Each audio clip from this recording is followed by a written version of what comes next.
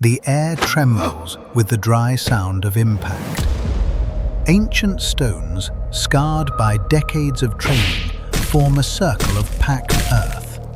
A ring without ropes where the sea wind is the only judge. Two bodies move too fast for distracted eyes. Speed and power dominate, and at the center, a small Tyrogue drops to its knees, breathless, forehead lowered for a single second, but its fists still clenched. Three silhouettes watch in silence. Here, weakness is not an insult. It is only the beginning. In the fighter's homeland, an island of cliffs and mist, we find an ecosystem unlike quiet forests or open fields. Here, everything is slanted. The paths, the choices, and survival itself.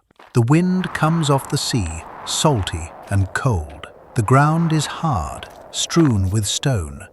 And when it rains, it turns into heavy mud that drags at your feet. Food is never abundant. It must be found, and any source of protein is worth it. Nuts cracked open with patience. Fruit is scarce and rich in vital nutrients. It must be defended at any cost. Food gathering is part of the young Tyrogue's harsh training. When they return, the rules of the tribe are clear. Here, strength eats first. Those who need more nutrients are fed better, and through discipline, the youngest learn to wait their turn. He trains alone at first light, when the cold still bites. His fists are small, but lethal. He works technique, strength, breathing, speed, and balance. Gradually, a guardian begins to take shape. The elders observe the tribe's future warriors closely. Sparring with the experienced is routine. With every kick, a new scar. With every strike the young Tyrogue endures, another grain of combat experience is forged. Frustrated by his current strength, Tyrogue knows he must train harder. After the morning training, it is common for the strongest to receive the most nutritious food. At the remaining morning meal, while the others eat, Tyrogue waits. He takes what is left, roots, peels, crumbs of dried fruit. Even so, he shares it with his smaller training companion. Tyrogue understands that if his partner grows strong enough, they will grow together and strengthen the tribe. Here, cooperation is the rule. There is no place for selfishness or individual pride. The most powerful guardians refine themselves alone. Hitmonlee is tradition shaped into a blade.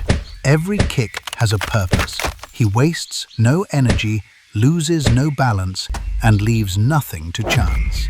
Hitmonchan is technique, rhythm, and precision. His fists follow an invisible mathematics. Angles, timing, distance. One accurate strike is worth more than 10 powerful ones. And when raw strength appears, it is frightening. Between them stands Hitmontop, the master of balance. Years of training have pushed his spinning technique to its peak. Attack and defense on a single axis. Perfect, unshakable equilibrium. Legacy is not inherited. It is trained. The guardians understand that it is their role to forge those who come after them.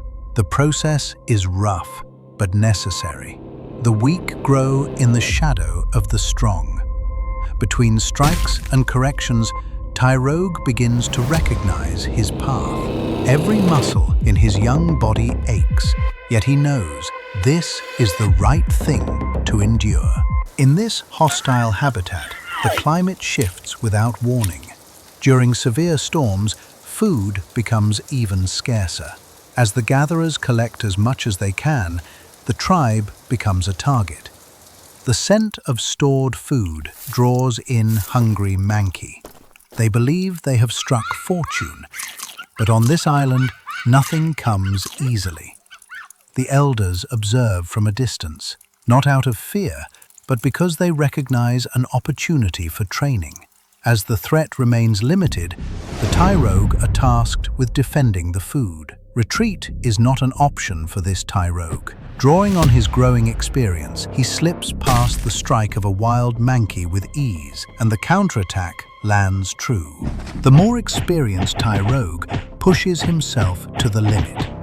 He will face two opponents at once. His body hardens like stone. He watches. He breathes. He waits for the right moment. There is no opening for the Mankey. He applies the balance learned from Hitmontop. He waits for the mistake.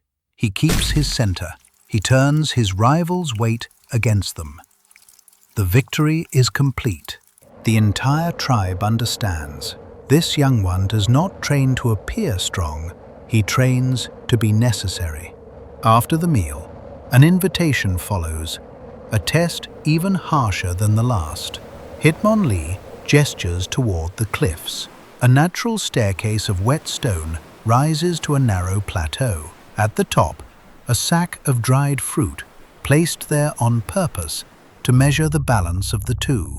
The task appears simple: climb and retrieve the food. The setting, however, is not. The ascent demands steady hands, balance when the wind pushes, and courage when the height makes the world spin. The elders train the Tyrogue's balance precisely because of what they witnessed in his fight. Here, a fall would not bring pain alone. It would bring shame. And in this tribe, shame weighs more than any wound. When they complete the challenge, there is no applause, only respect and admiration. On that day, something changes within Tyrogue. The trials demand energy. They hurt, and yet every moment of his life has led him here. Tyrogue feels his body redistribute its strength, as if learning a new law of gravity. Hitmontop emerges. His training companion smiles at once. Training partners form bonds that endure for a lifetime. From atop the stones, the tribe gathers to welcome the new guardian. His masters now see him as an equal. They know they can rely on him to protect the lives of the small. The small flame they once saw ignite will now carry the legacy forward into the generations yet to come. Recognized by his own, he displays his strength without restraint. Now, he will complete the training cycle of his partner, until the day that partner grows strong enough to complete the cycle of his own evolution. Stay tuned for the next episodes to discover more details about these incredible creatures.